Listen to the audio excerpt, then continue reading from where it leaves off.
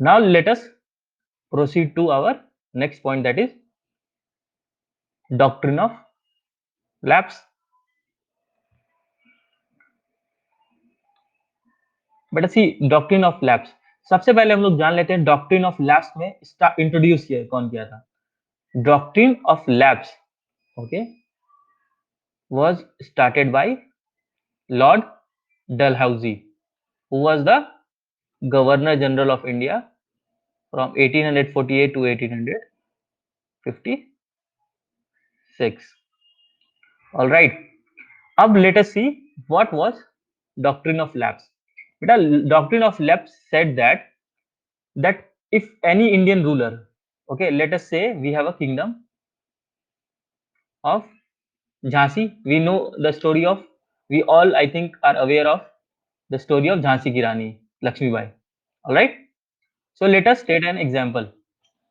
बेटा देखो, what was there under the doctrine of lapse? It said that if any ruler, it means the king of Jhansi, king, if he died without any natural heir. Natural heir का मतलब होता है बेटा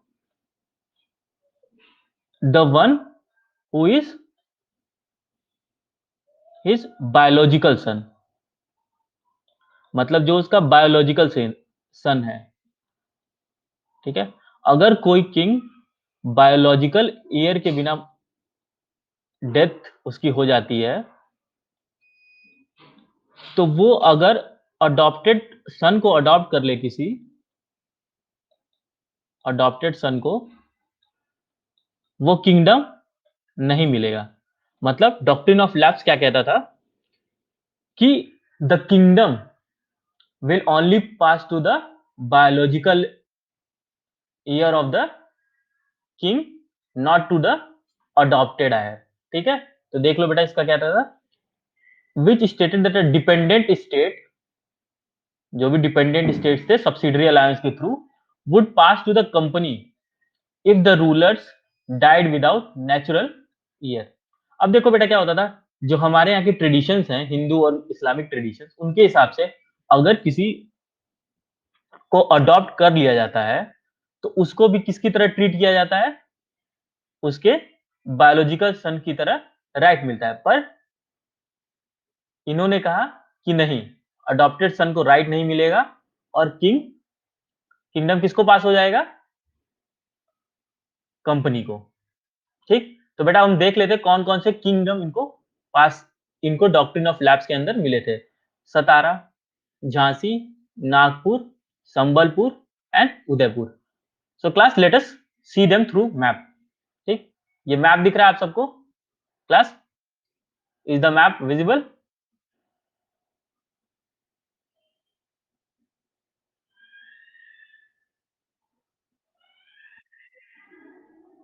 okay बेटा देखो, तो ये कहां कहां थे, ये जो पहला किंगडम कौन सा अनेक्स किया था,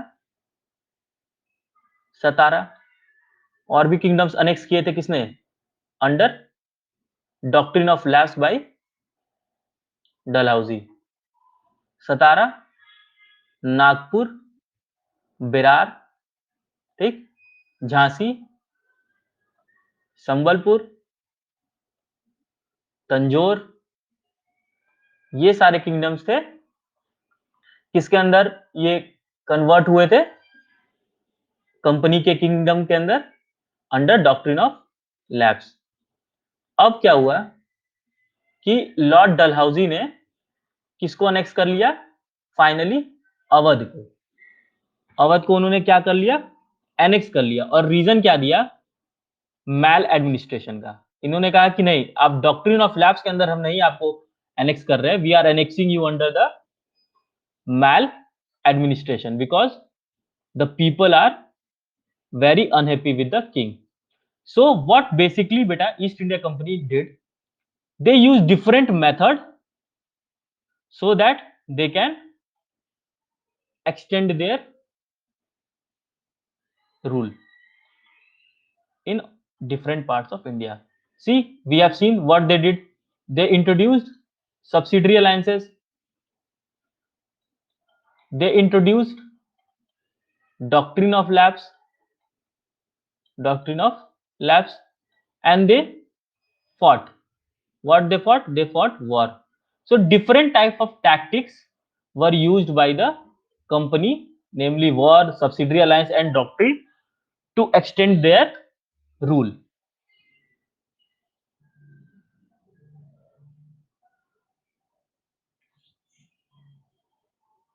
ठीक है क्लास, इतना क्लियर हो गया सबको? और 1856 में what they did, they annexed Awadh under the basis of maladministration. अब किसी को डाउट है बेटा तो प्लीज आस्क।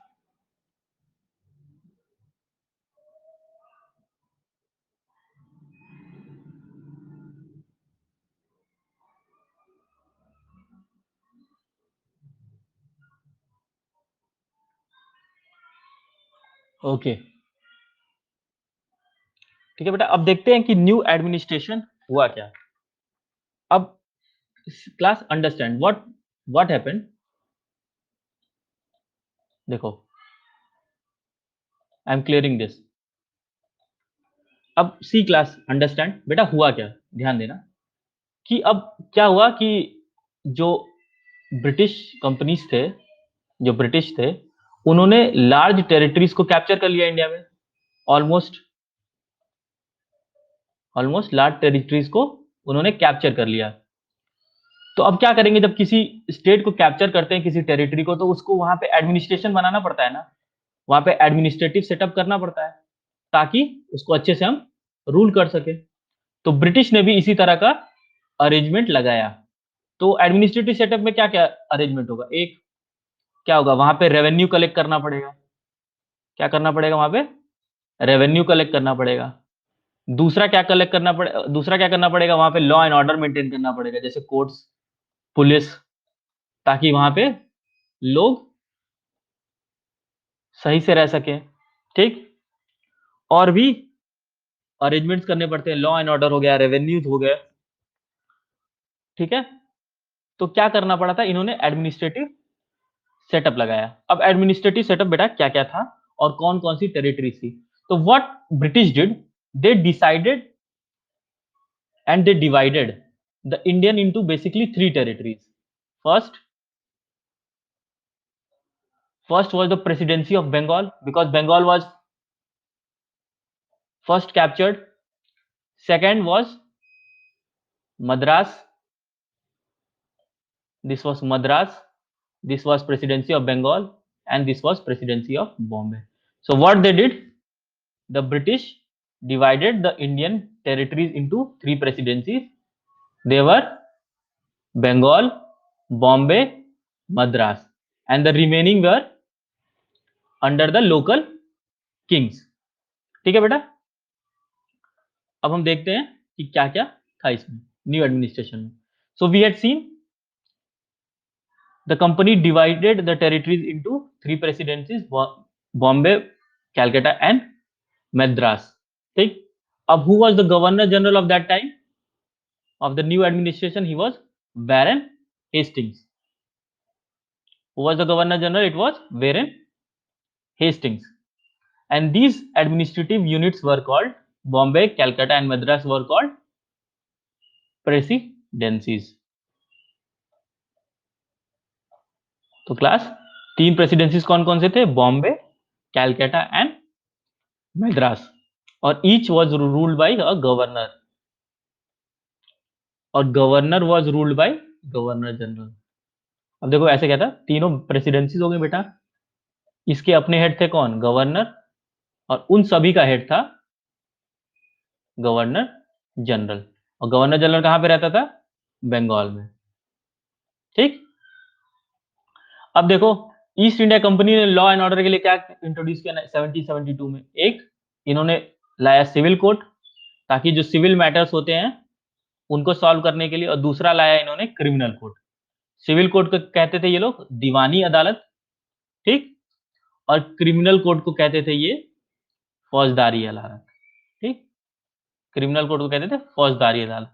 अब ये क्रिमिनल कोड किसके अंदर था, काजी और मुफ्ती के अंदर। ठीक, इनके हेड कौन थे, काजी और मुफ्ती, और इसका हेड कौन था, डायरेक्ट डिस्ट्रिक्ट कलेक्टर।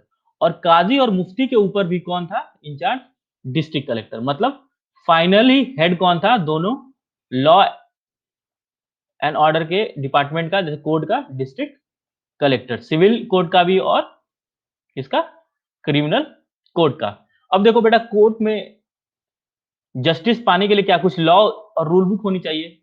तो उन्होंने क्या किया, जो जितने हमारे लोकल लॉज थे उनको कोडिफाई कर दिया। जैसे जो हिंदूज लॉ थे उनको कंपाइल कर लिया, इसी तरह मुस्लिम लॉज थे उनको कंपाइल किया, ताकि इनको पढ़ के हम लोग सही से जजमेंट दे सके। और इसी सब को करने के लिए उन्होंने 1774 में एक सुप्रीम कोर्ट स्टैब्लिश कर दिया। कहां पे? कैलकाटा में।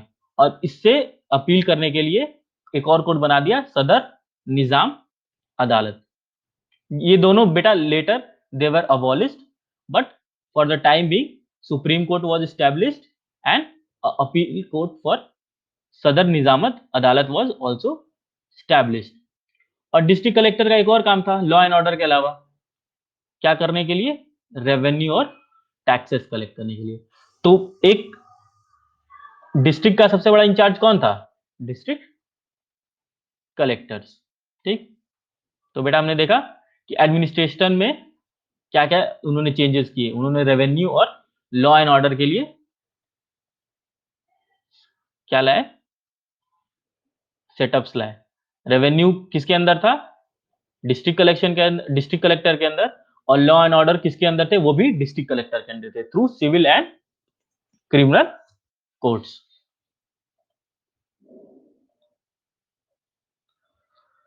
बेटा अब देखो, इतना क्लियर है ना class? We will proceed to East India Company army. अब बता दो किसी को डाउट है इसमें तो।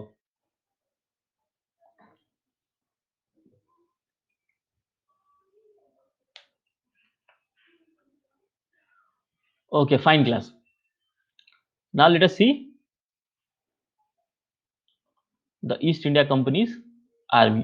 अब देखो बेटा, ईस्ट इंडिया कंपनी की आर्मी से पहले समझ लो, मुगल की जो आर्मी थी उनके अंदर दो विंग होता था। क्या होता था? Two wings. पहला क्या था? कैवलरी। और दूसरा क्या था? इन्फेंट्री। कैवलरी का मतलब क्या होता है बेटा? जो घोड़े पे बैठते हैं ना लोग, वो जो सोल्जर बैठे थे। और इन्फेंट्री कौन था? जो पैदल चलते थे। ठीक। और ये क्या यूज करते थे? तलवार यूज करते थे, swords and archery, that is bow and arrow. और इसका पूरी आर्मी में कौन डोमिनेट करता था? मैक्सिमम क्या होते थे? घुड़सवार होते थे, कैवलरी, जैसे हमने मूवीज टीवी शोज में देखते हैं ना, उसी टाइप का। और दूसरे कौन थे? Foot soldiers, infantry. इन्फेंट्री। अब क्लास देखते हैं कि हुआ क्या। जब ईस्ट इंडिया कंपनी आई और मुगल रूल डिक्लाइन हो गया, तो कंपनी ने क्या किया कि खुद के लिए, खुद की आर्मी बनाने के लिए उन्होंने जो लोकल पीजेंट्स थे उनको हायर कर लिया। क्या कर लिया? उनको हायर कर लिया। क्या बना ली? Peasant army. और इनको कहते थे लोग सिपाही और सिपॉय, इंग्लिश में सिपॉयज। ठीक। तो जो कैवलरी थी, घुड़सवार थे बेटा, मैंने बताया ना कैवलरी थी, उनकी इंपॉर्टेंस क्यों खत्म हो गई? कि तब तक गन आ गई थी। क्या आ गई थी? गन। तो अब बताओ, तुम घोड़े से तलवार लेके चल रहे हो और आदमी एक दूर से गन लेके खड़ा है, तो कौन पावरफुल है? The man with gun. तो कैवेलरी की इंपॉर्टेंस घट गई due to introduction of modern weapons. ठीक। अब देखो, अब जो यूरोपियन आर्मीज होती थी वो क्या होती थी? वेल, इनकी ट्रेनिंग बहुत अच्छी होती थी, ये बहुत अच्छी इनको ड्रिल दी जाती थी, ये बहुत अच्छी डिसिप्लिन्ड होती थी। लेकिन इनके साथ क्या थी? जो लोगों के इश्यूज थे, जो कास्ट बेस्ड और कम्युनिटी बेस्ड थे, जैसे हिंदूज के अपने कुछ होंगे सेंटिमेंट्स, मुस्लिम्स के कुछ और हैं, तो उनको ये इग्नोर कर दिए। उनका ये मानना था कि आर्मी यूनिफॉर्म होनी चाहिए। तो क्या हुआ कि इस कंपनी ने इस आर्मी को यूटिलाइज करके अपना इंडिया में एम्पायर स्टैब्लिश कर दिया। लेकिन इंडिया ही में एम्पायर स्टैब्लिश करते करते वर्ल्ड में क्या हो रहा था? अमेरिका जहां पे था वहां पे अमेरिकन इंडिपेंडेंस मूवमेंट चल रहा था, और जिसकी वजह से अमेरिकन आर्मीज ने ब्रिटिश आर्मी को हरा दिया था। ठीक। और दूसरी जगह पे अफ्रीका में ये लोग क्या कर रहे थे? स्लेव ट्रेड कर रहे थे। तो पैरेलल दुनिया में क्या हो रहा था? अमेरिका में अमेरिकन वॉर ऑफ इंडिपेंडेंस चल रहा था, जिसमें ब्रिटिश हार गई, और British was involved in slave trade in Africa. ठीक है बेटा। So basically this is about your chapter number 2, the companies expansion.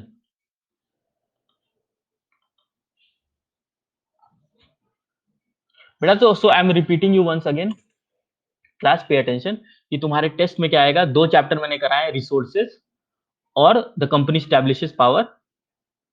सो इसके लिए तुमको क्या करना है, जो मैंने नोट्स दिए तुमको स्टडी मटेरियल वो रिफर करना है, बुक को रीडिंग करनी है, और जो मैंने वीडियो मटेरियल्स में तुम लोगों को एक्सप्लेन दिया है उससे समझना है, और टेस्ट में क्वेश्चंस एमसीक्यू बेस्ड आएंगे। So do prepare well. और नेक्स्ट वीक हम लोग क्या करेंगे, इस वीक और next week basically we will try to revise our chapters, ताकि जिनका छूट गया है, जिनको डाउट्स है, उनको फिर से समझा दिया सके, और सबको वापस स्टडी मटेरियल हम फिर से एक बार भेज दें। तो अब हम क्या करते हैं क्लास, अभी तक सबको क्लियर है ये चैप्टर? अगर किसी को अभी भी कुछ डाउट है तो प्लीज आस्क मी।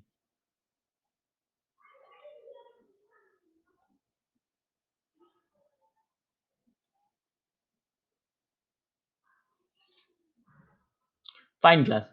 सो एक बार हम चैप्टर को एट अ ग्लांस देख लेते हैं, उसके बाद we will close the class.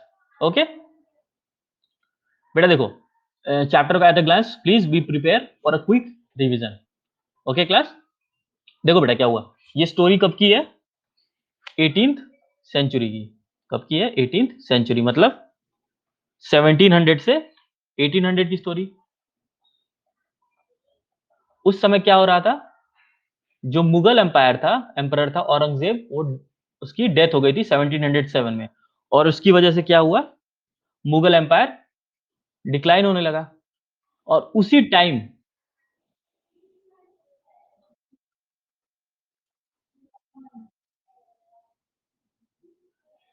बेटा उसी टाइम कौन आए थे, यूरोपियंस आना स्टार्ट हुए थे।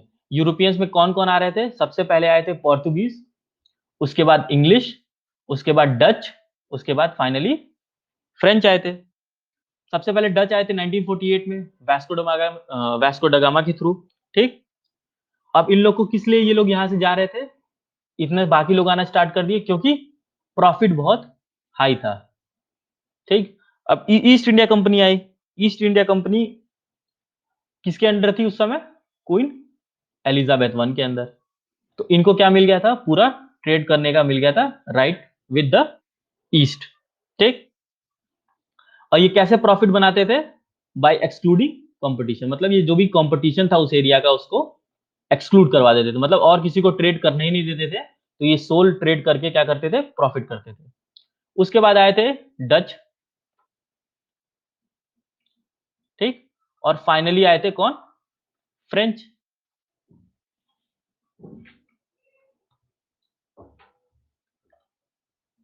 फाइनली कौन आए थे, फ्रेंच। अब देख लो क्लास, ये ध्यान दो कि क्या क्या ट्रेड होता था, silk, cotton, spices like paper, clove, cardamom, cinnamon, ये क्या थे, यूरोप में हाई डिमांड में थे, इसीलिए इसकी वजह से ट्रेड बहुत ज्यादा होता था। अब देखो, ट्रेड होने लगा तो ट्रेड के लिए वॉर भी होने लगा, कि हम नहीं, हम ट्रेड करेंगे, हम ट्रेड करेंगे, हम ट्रेड करेंगे। तो ये कुछ साइड्स ऑफ वॉर है जहां पे वॉर हुए थे ब्रिटिश और फ्रेंच के बीच में, और लोकल किंग्स के अंदर, जैसे Plassey, battle of Buxar, Carnatic Wars, ये क्या थे, sides of war.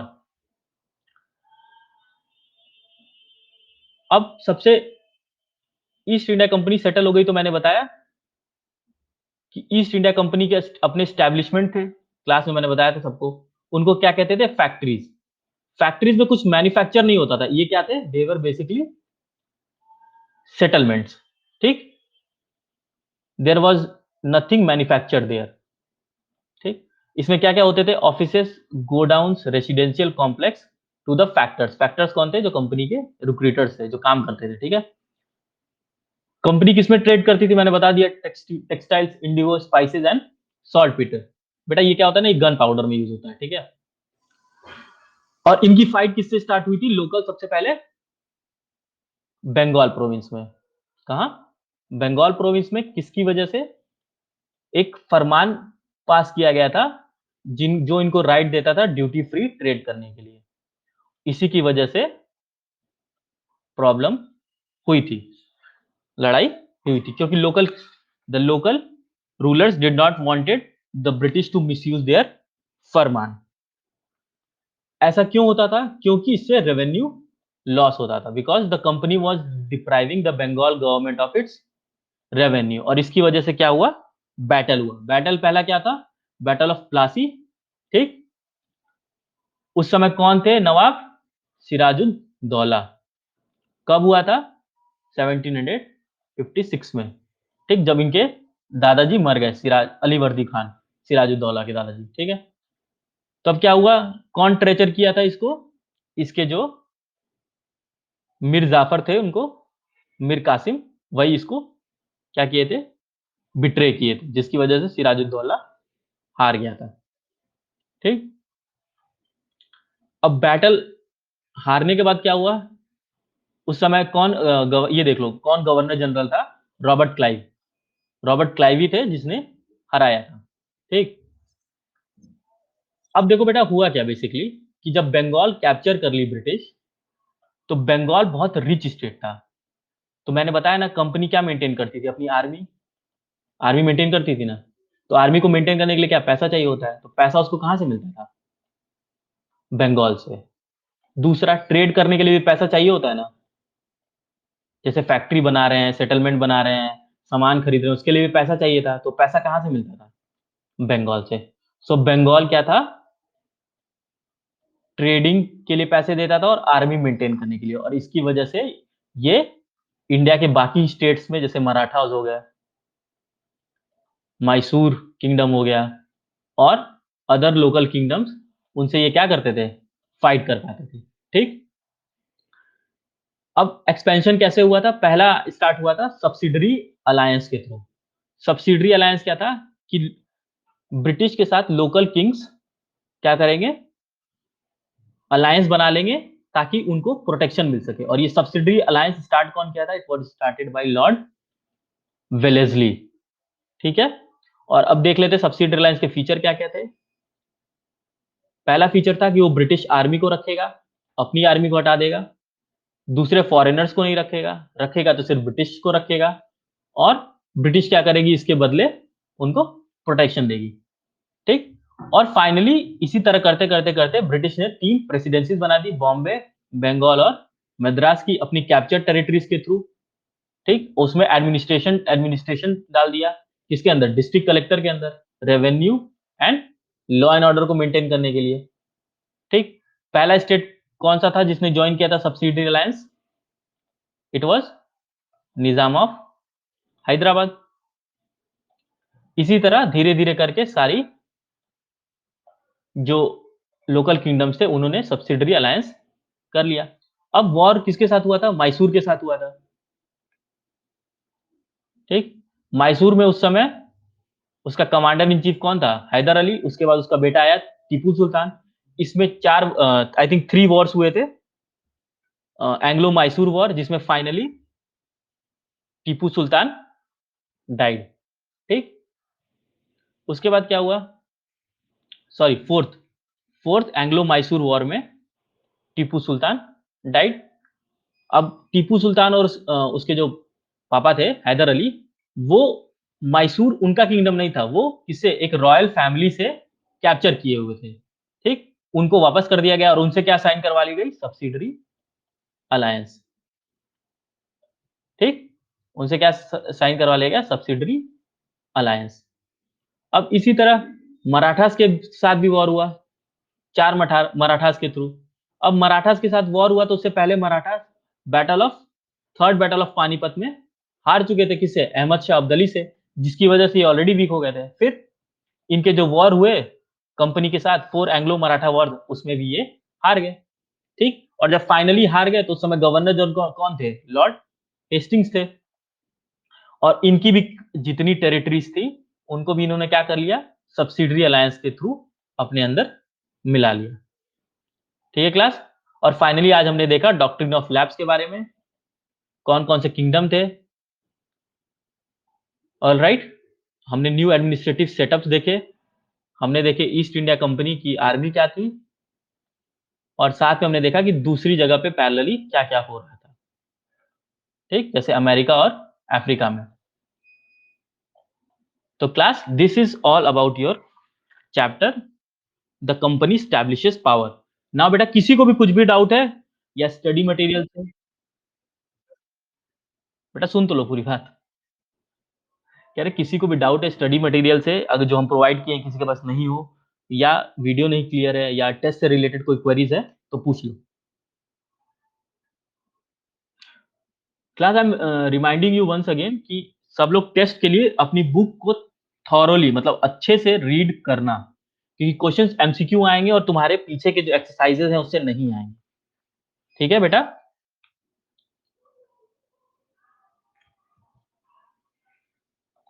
Alright class, fine fine. किसी ओके ओके बेटा, रेस्ट अदर्स, और किसी को कोई क्वेरी, कुछ issues? No sir, okay Samarth, alright. Aniket, Aditya, Kavya, Anjali, Sakshi, okay Ayush, okay okay okay okay fine class, I think सबको समझ में आ गया।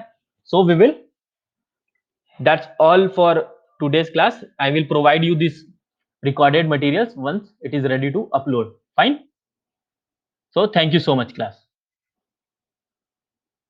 That's all for today.